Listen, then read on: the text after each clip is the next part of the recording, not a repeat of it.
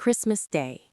For most of the world, it is a time of arrival, celebrating birth, family, and new beginnings. But in the history of entertainment and fame, December 25th has often marked a different kind of milestone, a final departure. From the silent film era's greatest clown to the godfather of soul, an uncanny number of cultural icons have taken their final bow on the very day the world pauses to celebrate. Today, we look back at the strange, tragic, and sometimes ironic history of the famous lives that ended on Christmas Day. Perhaps the most legendary figure to leave us on Christmas was the man who practically invented modern cinema, Sir Charlie Chaplin. The icon of the silent era, who made the world laugh without saying a word, died in his sleep at his home in Switzerland on Christmas Day, 1977. He was 88 years old.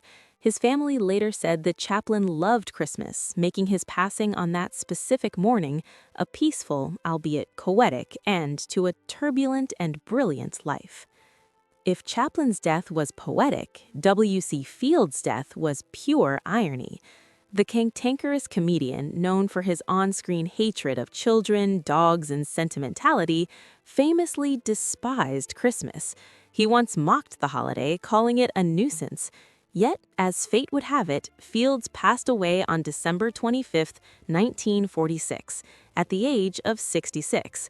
A massive hemorrhage claimed his life, forcing him to forever share his death anniversary with the holiday he spent a lifetime grumbling about.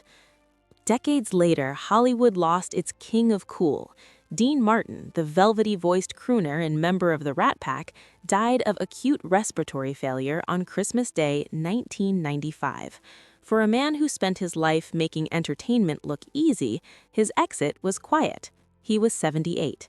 Today, it's hard to get through a Christmas dinner without hearing his voice singing Let It Snow or Beatty It's Cold Outside, a lasting reminder of his presence every holiday season. In the world of music, the date carries a heavy weight, specifically for those who gave us the season's biggest hits.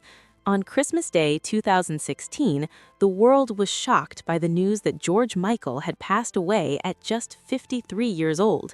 The Wham frontman, whose song Last Christmas returns to the charts every single December, died of heart failure in his home. It is a heartbreaking coincidence that the voice millions of people listen to while opening gifts is the same voice that was silenced on that very day. He isn't alone. Eartha Kitt, the versatile star known as the original Catwoman and the sultry voice behind Santa Baby, also died on Christmas Day in 2008. She battled colon cancer before passing at age 81. Like George Michael, her voice is inextricably linked to the holiday, ensuring that even in death, she performs for us every year on the anniversary of her passing. 2 years before Eartha Kitt, on Christmas Day 2006, the music world lost its heartbeat. James Brown, the godfather of soul, died of congestive heart failure in Atlanta at the age of 73. Known as the hardest working man in show business, Brown didn't rest until the very end. His death brought a somber note to the holiday, with fans gathering not to sing carols but to chant "I Feel Good" in his honor. And in the world of sports, the fiery New York Yankees manager Billy Martin met a tragic end on Christmas Day, 1989. Known for his brawls and his brilliance on the diamond, Martin died in a car crash on an icy road in New York. He was 61. The list extends beyond Hollywood and music.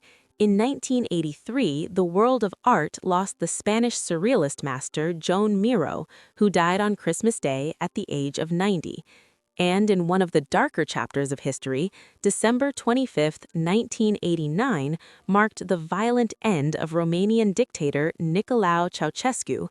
After a bloody revolution, he and his wife were executed by firing squad on Christmas Day, a televised event that remains one of the most vivid political images of the 20th century.